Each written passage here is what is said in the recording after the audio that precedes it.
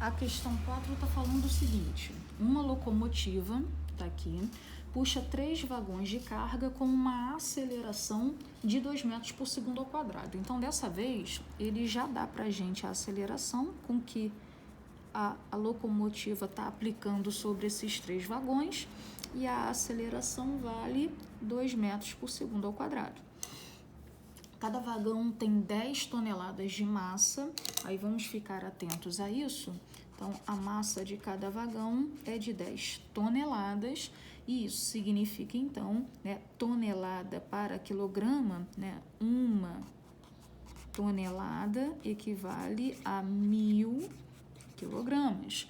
Então, isso significa que a massa de cada locomotiva vale 10.000 quilogramas. Se aqui está em metro por segundo, eu preciso que a massa também esteja no Sistema Internacional de Unidades, que é quilograma. Qual a intensidade da força de tração na barra de engate entre o primeiro e o segundo vagão em unidades de 10 ao cubo Newton? Aí ele pede para a gente desprezar o atrito. Como eu já havia dito, a gente vai ter uma aula só de força de atrito. Então, ele coloca aqui claro para a gente, no desenho dele, aqui eu tenho locomotiva, vagão 1, vagão 2 e vagão 3. E a pergunta, ela está exatamente aqui. Quanto vale a tração entre, o engate, entre o vagão 1 e o vagão 2? Como a pergunta dele está aqui, eu tenho a opção de olhar ou para o vagão 1 ou eu tenho a opção de olhar para o vagão 2. Então, eu vou optar por olhar para o vagão 1. Então, se eu vou olhar para o vagão 1, eu tenho que representá-lo isoladamente, como nós já vimos em exercícios anteriores. Você está olhando para aquela determinada partícula, então isola aquela determinada partícula para que fique bem claro quais são as forças que atuam sobre ela. Então, quais são as forças que atuam no vagão 1? Eu tenho a locomotiva que está puxando todo mundo, mas a ligação da locomotiva é com o vagão 1.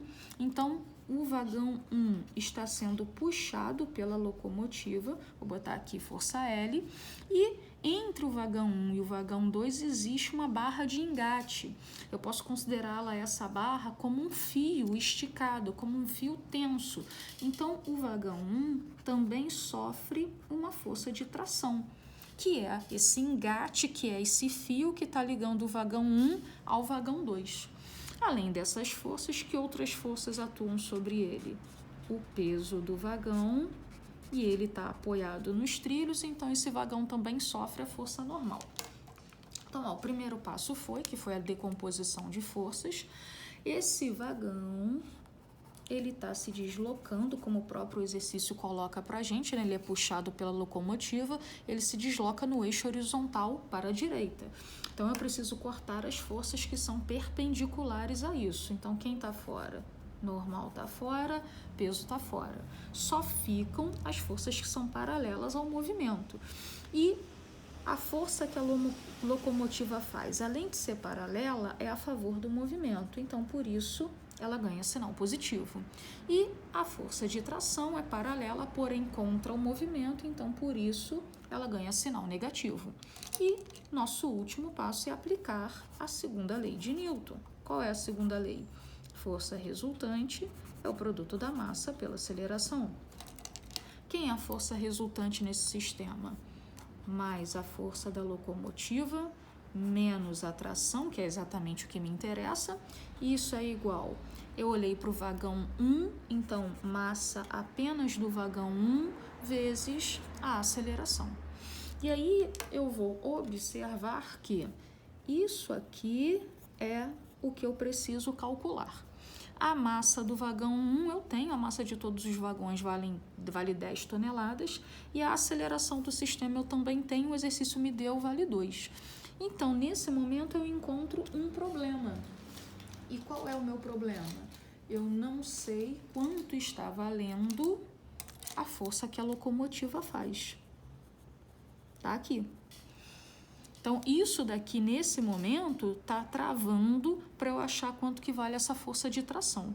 Então, para eu descobrir qual é a força que a locomotiva faz, a gente vai dar uma pausa aqui Então, eu venho para cá, para o meu segundo passo, eu vou optar em olhar para todo mundo, já que olhando apenas para o vagão 1, eu não consigo chegar à resposta. Então, eu tenho aqui ó, o vagão 3, eu tenho aqui o vagão 2, eu tenho aqui o vagão 1 e eu tenho aqui a força que a locomotiva faz, porque ela é a força motora desse sistema, é a locomotiva que puxa os 3 vagões. E independente do que eu estou procurando, eu tenho que seguir todos aqueles nossos passos, né? Primeira coisa que nós fazemos é decompor as forças desse sistema. Quais são as forças que atuam no vagão 1, além da locomotiva que está puxando? Tenho a força peso, eu tenho a normal e eu tenho essa tração, que eu vou chamá-la de T1. Quais são as forças que atuam no vagão 2? Eu tenho peso, eu tenho normal, e aí eu vou observar que o vagão 2, ele tem 2 fios em contato com ele. O fio que liga o vagão 1 ao vagão 2. Então, se aqui eu chamei de T1, aqui tem que ser T1 também. Isso eu já coloquei para vocês. O que eu coloquei para vocês? Se é o mesmo fio, então é a mesma tração. Então, esse fio que liga 1 e 2, se eu falei que aqui é T1, então aqui tem que ser T1 também. Mas ele também tem um fio ligando 2 com 3. Então, eu vou chamar aqui de T2, então aqui tem que ser T2 também. Mesma força, né, que o fio faz do 3 puxando o 2, o fio faz do 2 puxando o 3. A mesma força que o fio faz do 2 puxando o 1 é a mesma força que o fio faz do 1 puxando o 2. E, além disso, na partícula 3, eu também vou ter a força peso, que é a Terra puxando para o seu centro. Ele também está apoiado sobre trilhos, ele também sofre a força normal. Então, aqui já começou a ficar grande. Eu tenho quantas forças atuando sobre esse sistema? 1, 2, 3, 4, 5, 6, 7, 8, 9, 10, 11. Mas não é isso que vai dificultar o nosso sistema. O mais importante é você saber decompor. E aí, qual é o nosso próximo passo? Direção e sentido do movimento, a locomotiva está puxando todos os vagões horizontalmente para a direita, quem for perpendicular a isso está fora. Então, quem está fora? Normal está fora, peso está fora, de todos os vagões. Só ficam as forças paralelas ao movimento.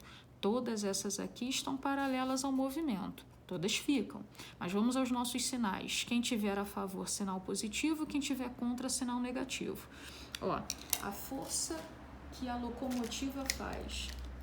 Essa força, ela está a favor do movimento. Então, ó, a força da locomotiva, positiva. Essa T1 tá para a esquerda, tá contra negativa. Essa já está a favor, positiva. Essa tá contra negativa. Essa já está a favor, positiva. Então, vamos para o nosso último passo, que é aplicar a segunda lei. Qual é a segunda lei? Força resultante é o produto da massa pela aceleração. Força resultante é quem sobrou. Quem foi que sobrou? Força da locomotiva, com sinal positivo, menos T1 mais T1, menos T2 mais T2. E tudo isso tem que ser igual a quê?